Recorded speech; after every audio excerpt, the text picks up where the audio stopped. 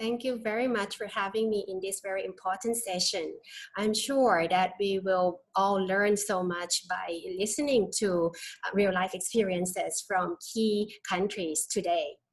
My task is to introduce you to PrEP cascade, to see how it has been used and to learn what it can teach us in terms of identifying challenges and pointing to promising interventions to address those challenges. Let's start by looking at PrEP cascade through the IHRI prevention cascade lens. The IHRI prevention cascade, as proposed by Schaeffer, is a framework which starts by identifying priority population who will benefit from IHRI prevention method. And it consists of 3 key domains: the motivation for using IHRI prevention method, the access to the method, and effective use.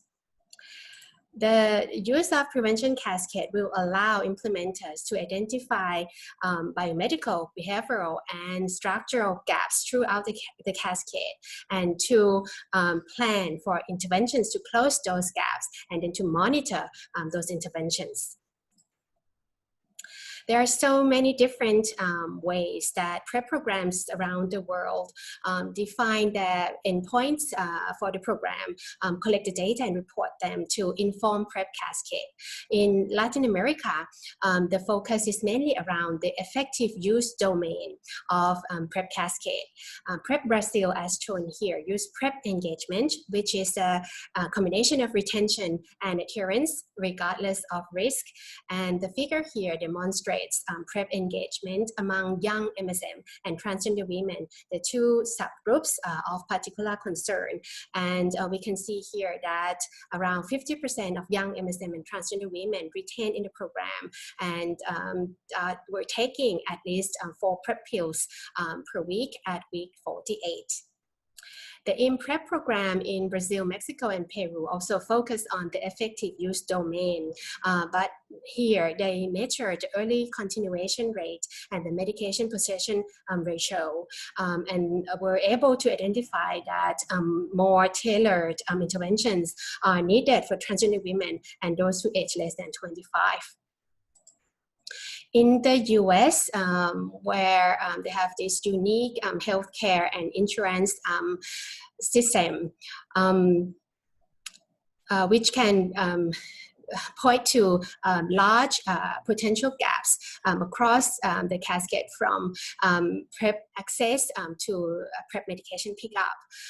In San Francisco, MSM who came for PrEP at the nurse-led sexual health clinic, 78% of them successfully initiated PrEP. And among those who did not initiate PrEP, the most common reasons cited were cost and insurance issues. In the other 3 US cities, among MSM who already had their PrEP prescription, 81% successfully initiated PrEP. The study in New York City tried to also look at the motivation domain. And here you can see that 62% of MSM who were offered PrEP navigation accepted it. And among those who then received it and were referred to PrEP provider, only less than half were successfully linked to PrEP provider. And 82% again here successfully received PrEP. In Thailand, the KP-led Princess PrEP program tried to look across the cascade from motivation to effective use domain. And here, unlike the system in the US, MSM and transgender women can receive same-day PrEP dispensed by KP-led providers without cost. But even with this condition, less than half of MSM tested negative and were identified at high risk for HIV were motivated enough to accept PrEP, and the number was even lower among young MSM. Effective use, however, was high, and this was defined by self-reported use of at least 4 PrEP pills per week or correct use of on-demand PrEP during risk. Among transgender women, 44% were motivated enough to accept PrEP, and the proportion was much, much less among young transgender women. Effective use again was high, even though we used 7 PrEP pills per week as a requirement in order to address potential interaction between PrEP and feminizing hormones. We also explore the reason for not accepting PrEP, and among MSM, the most common reason given was that they perceived no or low risk of getting HIV, followed by that they felt condom use was already enough and that they were not interested in PrEP. Of concern is that among these MSM, the large majority of them shown in green and blue here reported condomless sex or multiple partners. Similar findings were seen among transgender women. Here, 42% perceived no or low risk, and almost all of them reported condomless sex or multiple partners. So from the data I've shown to you up to now, we can see that there is a clear lack of population level PrEP cascade data. We don't know about the level of motivation or access among priority populations outside of clinic-based setting, those who have not yet reached the clinic. We also don't know how much effective use is happening among PrEP users who are not retained in the clinic. So search study which used population level HIV testing and universal PrEP access model in a generalized epidemic in Kenya and Uganda demonstrated that among 13,000 individuals identified in the community at risk for HIV, 27% of them accessed PrEP, and among those who accessed PrEP, 27% reported good adherence at week 24. But if you look at those at week 24 who still perceive themselves at current risk, the adherence increased to 70%. So learning from all this PrEP cascade data, it is quite clear that we probably need to avoid emphasizing too much around risk and try to get people to perceive and then accept their risk.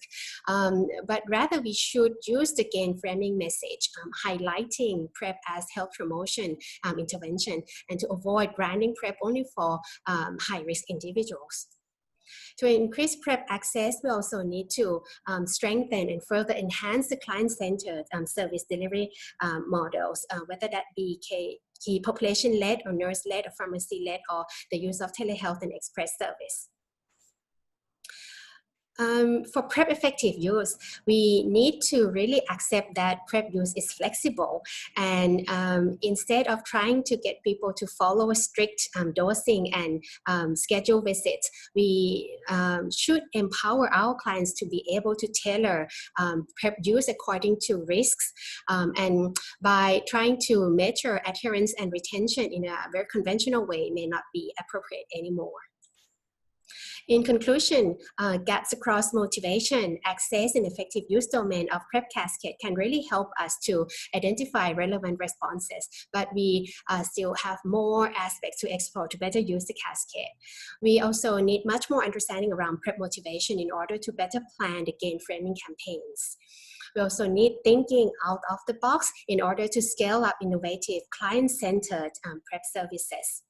And for effective use, we ourselves need to be more flexible to allow our clients to plan the best use of their PrEP. And finally, we will have to integrate injectable PrEP into the cascade very soon. Thank you very much.